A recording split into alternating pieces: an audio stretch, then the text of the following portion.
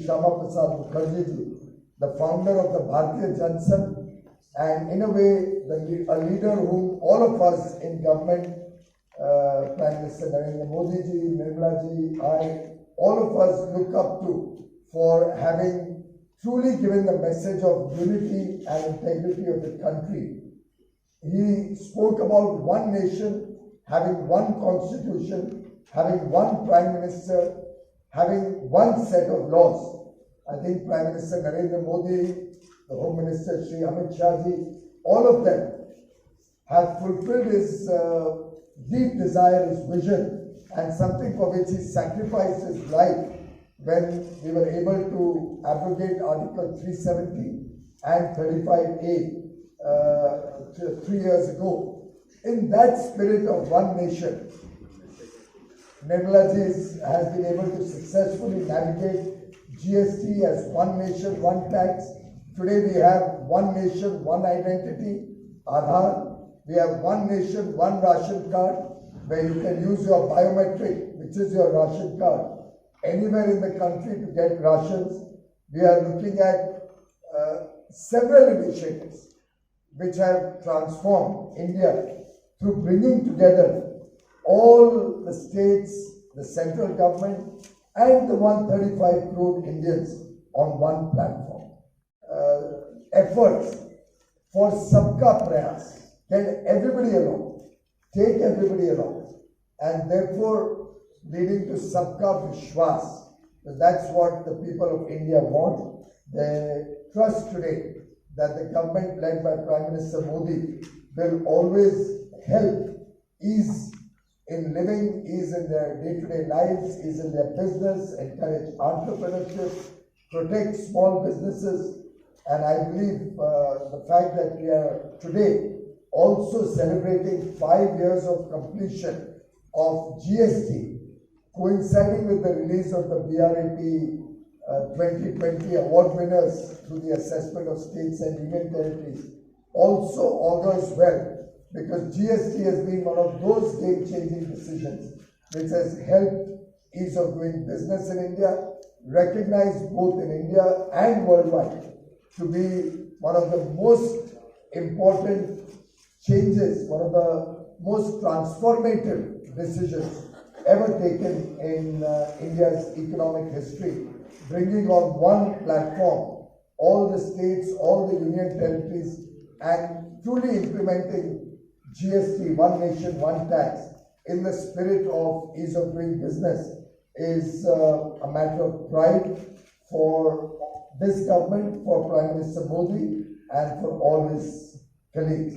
Of course, Mr. Arun Jaitley deserves to be remembered for the wonderful work he did in bringing everybody together, and the spirit of consensus which he built up, which was also reflected in the last 2 days in the meetings of the GST Council. Truly a memorable work that Shri Arun Jaitley has given to this country, and will always remain a legacy that he has left behind for all of us.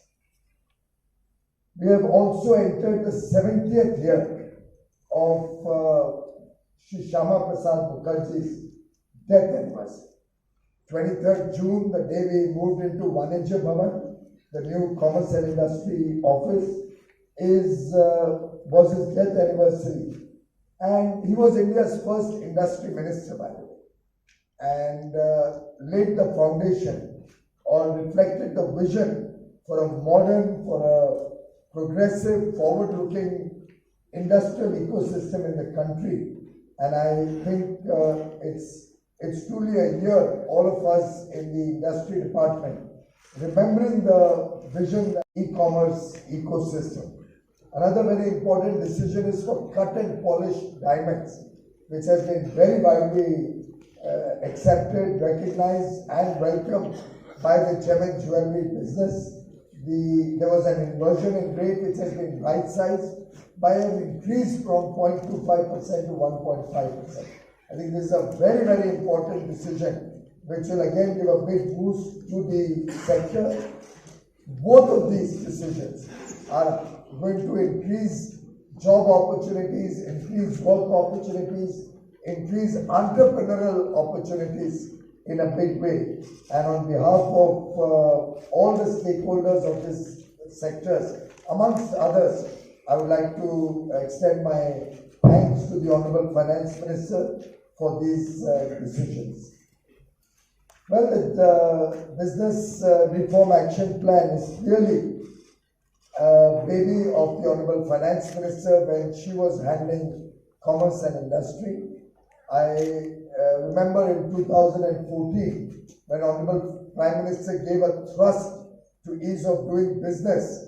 One of his major areas was that while we are working on the international front in getting recognition for ease of doing business through the World Bank rankings, we must also involve all the stakeholders, which particularly including the states and union territories, in our effort to get them on board so that people really feel the difference, feel the change in their ecosystem in doing business. And obviously, as Anuragji mentioned, that will lead to ease of living. And I think the process started in 2014 is bearing fruit as we go along, rather than ease of doing business being limited to few areas, few cities, few businesses. We are actually seeing that being reflected across the country through the spirit of competitive federalism.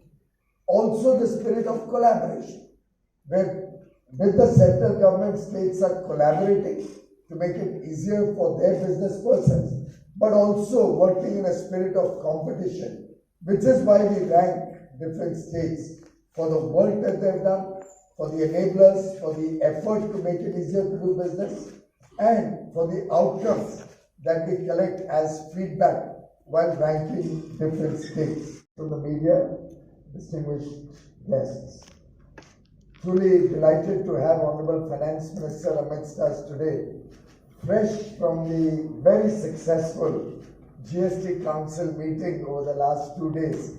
I think a big round of applause from the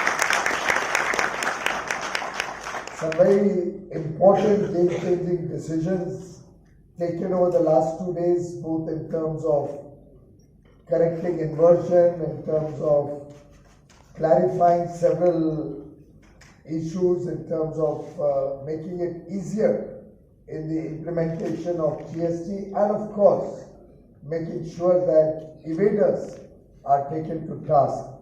I think holistically a very successful meeting over the last 2 days, which will boost economic growth. We are all in very challenging times, and I think it is most appropriate that we recognize and welcome the efforts to try and bring about a significant change to help economic growth. I think couple of issues which I must highlight amongst various decisions which directly will impact sectors that DPIIT looks after. One is the decision to allow businesses who are below the GST threshold and are not required to have a GST number also to engage in e-commerce.